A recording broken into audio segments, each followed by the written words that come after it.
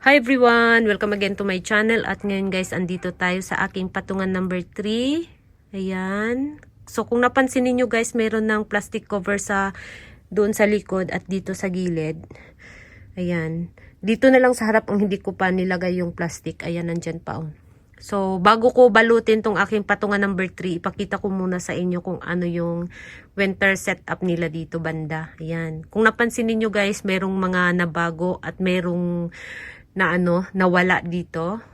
Meron din ako ditong dinagdag ito. Ayan. Si Unslow. Ito si Mibina. Ito si Mibina guys. Hindi ko pa to nakitang nagkaroon siya ng mga flower. Yan. Never pa talaga. Mula nung nag-alaga ako ng Mibina, hindi talaga siya nagkaroon ng flower. Tapos, ang dali lang din nitong i-propagate. Pwede ninyong i-propagate sa dahon. Kapag pinropagate siya sa dahon, 99% nagkakaroon siya ng baby sa dahon. So, kahit hindi nyo na i-propagate sa dahon, mabilis lang din naman siya mag-cluster. Nagkakaroon siya ng baby dyan sa, dito sa bigla na lang maglalabas ng baby dyan. Doon sa ilalim, dito sa gilid, ayan. So, madali lang siyang mag-cluster itong si Mibina. Yan. Tapos ito katabi niya si Onslow. Ito ding Onslow ko ay mga leaf propagation lang din to. Ayan. So isang dahon, merong 2 babies, merong 3. So kapag nagpropagate ka ng Onslow sa dahon, instant cluster. Ayan, katulad nito. Ayan, 4 na. So, ayan, si Onslow. And then, ito namang katabi dito, si Marum. Itong Marum na to, galing doon sa kabila kong patungan. Nilipat ko dito dahil meron pa siyang konting dito sa harap. Ayan, pwede pang lagyan. Napuno na kasi yung patungan kong isa. Kasi doon ko nilagay yung mga babies. So, dito ko na lang siningit tong aking Marum, itong 2 pot na to. Dahil meron pa namang konting space dito sa harap. And then, ito na naman uli si si Mibina, ayan. Itong Mibina na to, galing to sa bukid. So, nagkaroon siya ng maraming mga dry leaves. So, ang ginawa ko, ni-reset ko na lang, tinanggal ko siya sa lumang pot at dito ko siya tinanim sa black. Ayan, itong itim na pot na to. Ayan, tingnan niyo, marami siyang babies, oh. Ayan, oh, diba? Naglabasan sa stem, ayan. So, madali lang siyang i-propagate, guys. Ayan, oh. Yan, 'di ba? So madali lang siyang nagkakaroon ng mga babies. Tapos ito mga cuttings to ng jelly beans ko, ayan. Dahil yung pinagtaniman nito ay napakaluma na yung kanyang lupa. Napakatigas na. So hindi na siya nag-a-absorb ng tubig. Kapag diniligan mo siya, yung tubig parang na lang, nagde-drain siya agad. So hindi na siya nag-hold ng tubig, mabilis na lang siyang matuyo. Dahil nga sa sobrang tagal na ng lupa at napakatigas na. So, kinatings ko na lang at dito ko siya tinanim. Ayan. So, parang, diba? Ang ganda ng kulay, oh. Yan. Tapos, ito si Topsy-Turvy to, na crested. Napakatagal na niya dyan nakatanim. Na hindi ko man lang pinalitan ng bagong lupa. Hindi ko man lang tinanggalan ng mga dahon. Hindi ko na talaga to naalagaan. Ayan. Itong si... ginawa ko pa tong rain or shine nung summer. Yan. Tigasin. Hindi man lang siya nagmashi.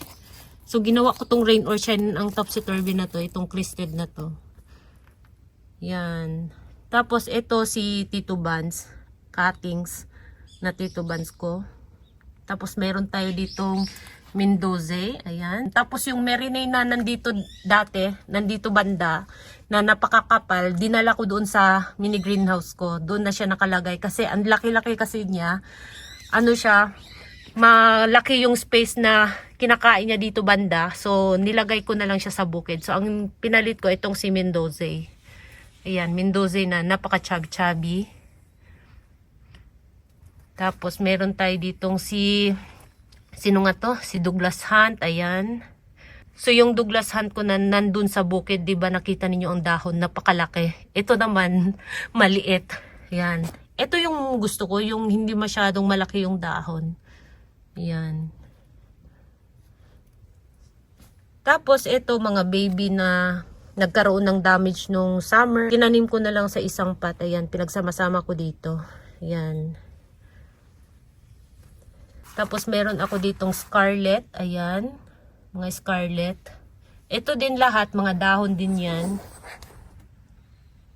Ayan. Lahat yan mga dahon. Yung kinatings ko. Ayan oh. Meron ng baby na lumabas. Dito din sa isa. Meron na din. Ayan. Yung kinat ko. Tapos itong ano niya. Meron ng ugat. Ayan, meron ng ugat, oh. Hindi ba kita? Meron na siyang ugat, ayan. Puting ugat. So, yan, ibalik natin. Yung dahon, wala pa yatang ano. Wala pang baby yung dahon. Ayan. Tapos, ito si Peach Boy. Makulay na siya ngayon, oh. Ang ganda ng kanyang kulay, di ba? Si Peach Boy. Napaka-dark ng kanyang kulay. Tapos ito naman si Apus. Maganda na din ang kulay ni Apus ngayon. Yan si Apus. Tapos ito naman si Brave. Ayan. Ayan. Tapos ito naman si Rosea ko. Ayan. Naka-recover na siya ngayon guys. Ayan. Unti-unti na siyang lumalaki ngayon. Si Rosea. Tapos, si Ghosty. And, si Clavata. Tingnan ninyo guys si Clavata. Ayan. Nung summer, ano yan. Ang daming mga itim-itim sa dahon.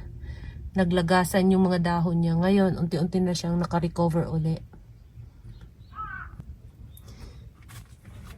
Tapos, itong aking Burostil, yearly dito siya nakapwesto. Kapag winter na, dito siya nakapwesto. Itong aking Burostil. Tapos ito naman, last year, nandun siya sa isa kong patungan. Yung bago kong patungan na ginawa, dun siya nakalagay. So, first time niya mag-winter dito.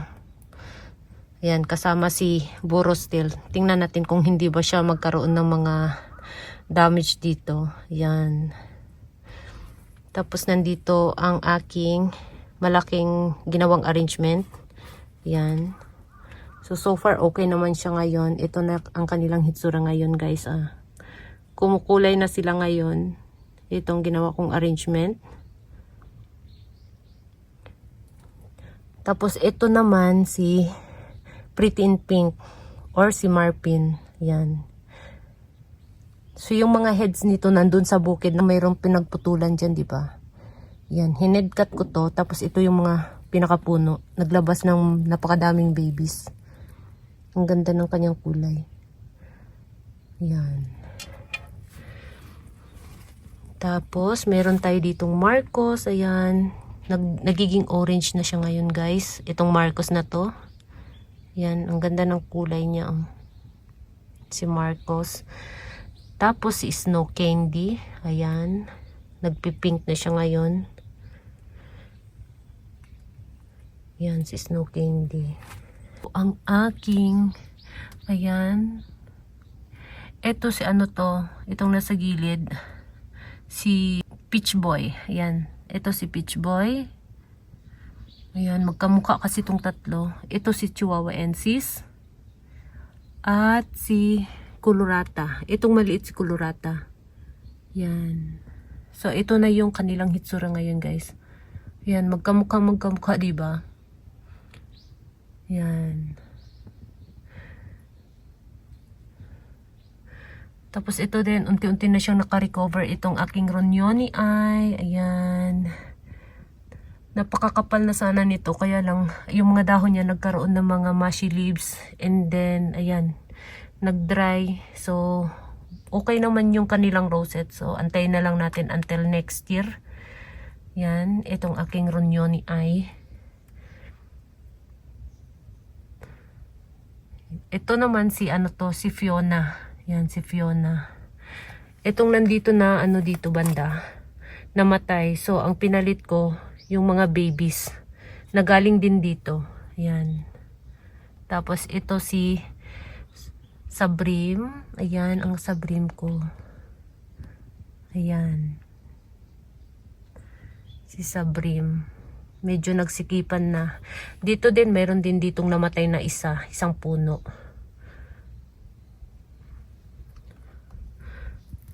So, yan lang guys ang ating latest dito. Ayan, latest update. Yan. Ito si Pink Frill to. Ayan. Si Pink Frill. And sino nga to? Si Fan Queen. Ayan. So, yun lang guys ang ating video for today. Thank you so much for watching, and please don't forget to subscribe and like to my channel. Sa hindi pa nakapag-subscribe, please subscribe my channel at i-click nyo na din ang bell button para ma-update kayo pag nag-upload ako ng bagong video. Ayan, thank you so much for watching guys. See you on my next video. Bye bye.